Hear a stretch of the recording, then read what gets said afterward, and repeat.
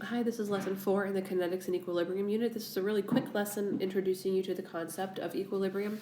So the first part of this unit was all of the kinetic stuff. How does a reaction happen? How can I change the speed of it? What are the energy changes that are involved? This portion of the unit, equilibrium, talks about reactions that can go forward as well as in the reverse direction to reach a system called equilibrium. And then we will follow that up with what can disturb it and how does it reestablish equilibrium. So this do now question refers to reference table I. Draw a potential energy diagram for the formation of water and draw a line to indicate how the addition of catalyst would affect the reaction. So for this, you would go to your reference table I. You would find the reaction that produces water, and there's actually two of them. One produces water vapor and one produces liquid water, but they both have a negative delta H, which means it's exothermic regardless of the process. So we want to draw an exothermic potential energy diagram. So usually on a Regents question, they'll start you off, and then you just have to complete the curve. So an exothermic reaction releases more heat than it brings in. So it brings in a little bit, it releases a lot, and it ends up lower than where it started. So that would be an effective drawing for potential energy diagram.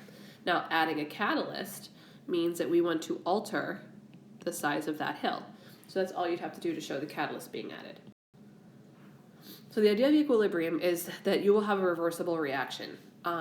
So let me kind of sketch this out. So we're going to have concentration on the y-axis, and we're going to have time on the x-axis. We're going to start out with a lot of reactant. And we're not going to have any product yet because we haven't made any yet. So we're going to start out with reactants, and the reactants are going to make products. So at the very beginning, at time 0, we just have a bunch of reactants in our system. We don't have any products yet. So as this reaction starts to happen, the amount of reactant in my system is going to drop because it's getting used up. Now what's going to happen to the amount of product in my system? Well, that's going to increase because I'm making it. So if I had like a pile of bread and a jar of peanut butter, those would be like my reactants. I don't have any sandwiches yet. I just have bread and peanut butter. As I start to use up my bread and peanut butter, I start to accumulate sandwiches. Okay? So what's going to happen after a certain amount of time, let's just say somebody's taking those sandwiches apart just as rapidly as I'm making them because they're some sort of psychopath, the lines will kind of balance out, that the amount of reactant being used is going to be happening at the same rate as the amount of product that's going to react in reverse. So the key is when you're dealing with a system at equilibrium, you would have a reversible reaction where the forward and the backwards reactions occur at the same rate. So this is very important. When a system's at equilibrium, the rates must be equal. The concentrations, the amounts don't have to be, right? This concentration, where it levels off, is not the same as this concentration. Those Y values are different. Whatever, just throwing numbers in here. Those numbers are different, but they're constant. Like it's a 4 here, it's a 4 here, it's a 4 here, it's a 4 here. It's a 2, 2, 2, 2. So this is very important. When you're dealing with a system at equilibrium, the rates must be equal and the concentrations must remain constant. Now, some reactions are not reversible, and we say those reactions go to completion. If you produce a gas and it's in an open container, the gas escapes, so the gas is no longer available to go back in and react again. If you produce a precipitate, so something that's insoluble, like on table F, you can't reverse that. Or if you produce water, it's not going to be able to get reversed. So like a neutralization reaction, acid plus base mixed water plus salt, you can't reverse that. There's different types of equilibrium. There's physical and chemical. So a physical equilibrium involves physical changes. So phase changes. When I have a substance that is boiling,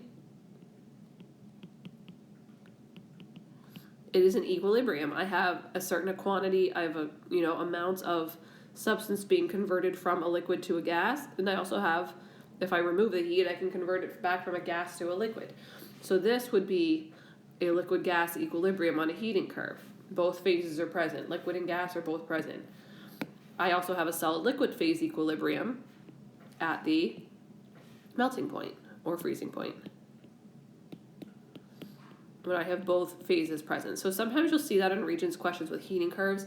It'll give you a heating curve and it'll label it like A, B, C, D, E. They'll say at which segment do I have a liquid and solid at equilibrium. Well, I just have to have both phases present, and both phases are present during a phase change. Another type of physical equilibrium is a solution equilibrium. A solution equilibrium would be a saturated solution.